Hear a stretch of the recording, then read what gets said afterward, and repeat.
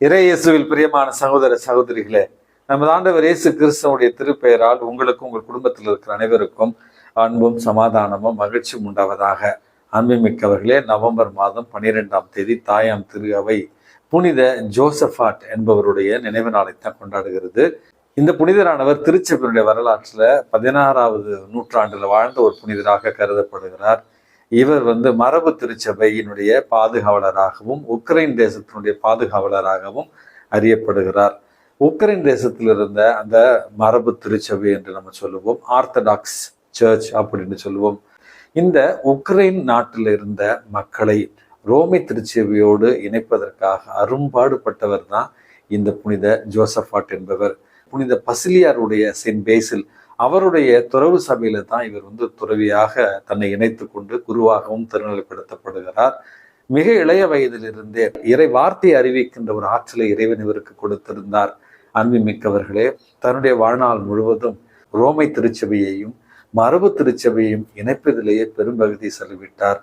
அதனுடைய ஒரு காரணத்திற்காகவே இவரை மறைசாட்சியாகவும் கொலை செய்தார்கள் என்று தான் வரலாற்றில் நம்ம வாசிக்கிறோம். ஆயராக உயர்த்தப்பட்ட பிறகும் தன்னுடைய எழுத்துக்களாலும் தன்னுடைய மறைவுரைகளாலும் ரோமை திருச்சபையோடு ஒரு இணக்கமான ஒரு உறவை மேற்கொண்ட ஒரு காரணத்தினால் மரபு திருச்சபை சார்ந்த ஒரு சில பேர் இவர் மீது வன்மத்தோடு இருந்த ஒரு காரணத்தினால இவரை ஆயர் இல்லத்திற்கே கல்லால் எறிந்தும் வாளால் வெட்டியும் இவரை கொலை செய்தார்கள். இவருடைய மரித்த உடலை ஆற்றில் தூக்கி எறிந்தார்கள். அதற்கு பிறகு ஆற்றிலிருந்து மீட்கப்பட்டு இவருடைய உடல் ரோம் நகரத்தில் இருக்கிற புனித பேதுருவனுடைய பேராலய வளாகத்துல தான் அடக்கம் செய்யப்பட்டிருக்கிறது என்று நம்ம இவருடைய வாழ்க்கை வரலாற்றில் நம்ம வாசிக்கிறோம்.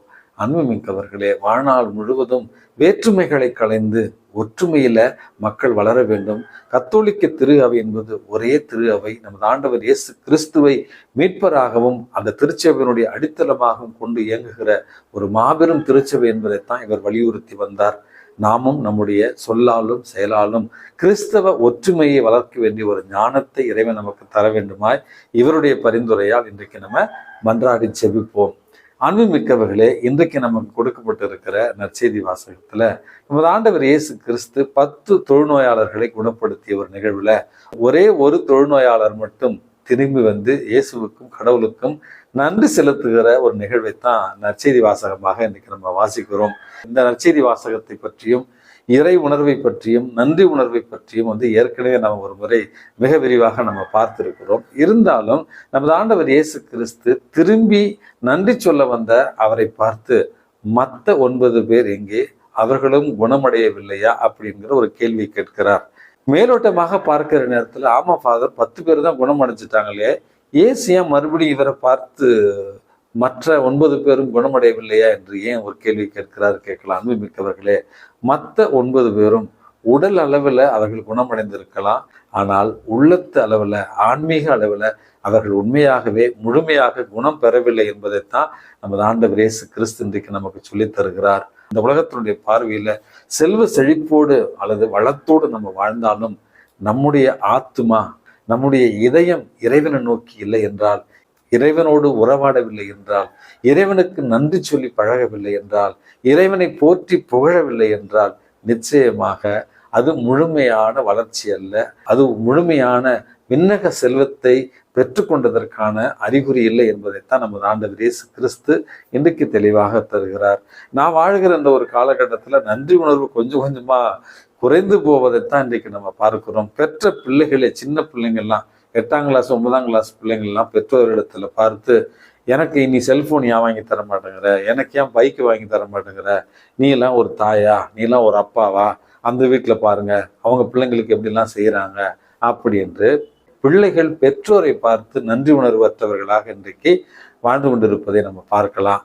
அதே நேரத்தில் வளர்ந்த பெரியவர்கள், திருமணமானவர்கள், வயதான பெற்றோர்களிடத்துல நீ எல்லாம் என்னத்தை எனக்கு சேர்த்து வச்ச, அவங்கள பாரு 5 ஏக்கர் 10 ஏக்கர்னு எழுதி வச்சுட்டு போயிருக்கிறாங்க, தண்டம் வேஸ்ட், உங்களால எனக்கு எந்த பயனும் கிடையாது அப்படி என்று பெற்று வளர்த்து பாலூட்டி நம்மை இன்றைக்கு உயர்த்தி இருக்கிற வயதான பெற்றோர்களை பார்த்து இப்படி நன்றி உணர்வற்றவர்களாக வாழுகிற ஒரு காலமாகத்தான் இந்த ஒரு காலத்தையும் நம்ம பார்க்கிறோம். அன்புமிக்கவர்களே, இன்றைக்கு எல்லா நிலைகளிலுமே நன்றி உணர்வே இல்லை. ஏன் நான் நன்றி சொல்லணும், இது உங்க கடமை, நீங்க எனக்கு செய்யறத அப்படி என்று நிறுவனங்களில் அல்லது பணி செய்கிற இடங்களில் என்னுடைய உழைப்புக்கேற்ற கூலியை கொடுத்துருக்கிற உனக்கு எதுக்கு நான் நன்றி சொல்லணும் அப்படி என்று நன்றி உணர்வு அற்றவர்களாகத்தான் இன்றைக்கு நம்ம வாழ்ந்து கொண்டிருக்கிறோம் என்பதை புரிந்து கொண்டு தான் நமது ஆண்டவர் இயேசு கிறிஸ்து நன்றி உணர்வு உள்ளவர்களாக வாழ நமக்கு அழைப்பு விடுக்கிறார். நேற்று ஒரு நிமிடம் மன்னாவில் ஒரு சின்ன கதையை சொல்லியிருந்தேன். ஒரு ஆற்றங்கரையில ஒரு குரங்கும் ஒரு முதலையும் நண்பர்களாக இருந்தனவா. அந்த ஆற்றங்கரையில ஒரு நாவல் மரம், அந்த நாவல் மரத்திலிருந்து குரங்கு நாவல் பழங்களை பறித்து அந்த முதலைக்கு கொடுக்குமா. பல மாதங்கள் இந்த குரங்கு கொடுத்த நாவல் பழங்களை சுவைத்த அந்த முதலைக்கு ஒரு பேராசை. இந்த குரங்கு பறித்து போடுகிற நாவல் பழங்களே இவ்வளவு சுவையாக இருந்தால் இந்த நாவல் பழங்களை தினமும் உண்ணுகிற குரங்கனுடைய இதயம் எவ்வளவு சுவையாக இருக்கும் என்று குரங்கை ஏமாற்ற நினைத்த முதலை, குரங்கை வஞ்சிக்க நினைத்த முதலை ஒரு நாள் ஆசையாக குரங்கிடத்துல பேசுகிறது. குரங்கே, இத்தனை மாதங்களாக எனக்கு நாவல் பழம் கொடுத்திருக்கிறாய், இன்றைக்கு உனக்கு நான் ட்ரீட் வைக்க விரும்புகிறேன், உனக்கு நான் விருந்து கொடுக்க விரும்புகிறேன்.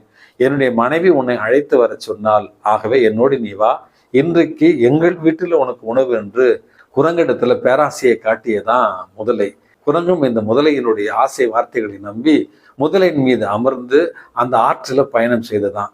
பாதி தூரம் சென்ற அந்த முதலை திடீரென்று குரங்கை பார்த்து, உனக்கு விருந்து கொடுப்பதற்கல்ல, உன்னுடைய இதயத்தை சாப்பிடுவதற்காகத்தான் நான் உன்னை இங்கு அழைத்து வந்திருக்கிறேன் அப்படி என்று சொன்ன உடனேயே சுதாரித்து கொண்ட குரங்கு, ஐயோ அண்ணன், நீங்க முதல்ல சொல்லியிருந்தீங்கன்னா என் இதயத்தை நான் எடுத்துட்டு வந்திருப்பேனே, நான் என் இதயத்தை அந்த மரத்துல எல்லாம் மாட்டியிருக்கேன்னு சொன்ன உடனேயே அறிவிலியான முதலை, சரிவா ஒன்று நான் மறுபடியும் கொண்டு போறேன், இதயத்தை எடுத்துக்கிட்டு உடனே வந்துரு அப்படின்னு முதலை மறுபடியும் ஆற்றங்கரைக்கு வந்ததான். ஆற்றங்கரைக்கு வந்த உடனேயே குரங்கு தாவி குதித்து மரத்தில் மேல ஏறிக்கொண்டு, நன்றி கெட்ட முதலையே, இத்தனை நாள் உனக்கு நான் உதவி செய்ததற்கு இதுதான் உன்னுடைய நன்றி கடனா என்று தப்பித்து ஓடியதான். அன்பு மிக்கவர்களே, இதுதான் இன்றைய மனிதர்களுடைய வாழ்க்கையாக இருக்கிறது. நன்றி உணர்வு அற்றவர்களாக, நன்மை செய்பவர்களுக்கு தீமை செய்கிற எண்ணத்தோடு தான் இன்றைக்கு நம்மில் பலர் இருக்கிறோம். நமது ஆண்டவர் இயேசு கிறிஸ்துவனுடைய அழைப்பை ஏற்று உடல் ஆன்ம சுகம் பெற்றவர்களாய் நன்றி உணர்வோடு இந்த மண்ணுலகில் வாழ்ந்திட இறைவன் உங்களையும் என்னையும் தூண்டுவாராக. எல்லாம் அல்ல இறைவன், தந்தை, மகன், தூய ஆவி உங்களையும் உங்கள் குடும்பத்தில் இருக்கிற அனைவரையும் நிறைவாக ஆசிர்வதித்து பாதுகாத்து வழி நடத்துவாராக. ஆமென்.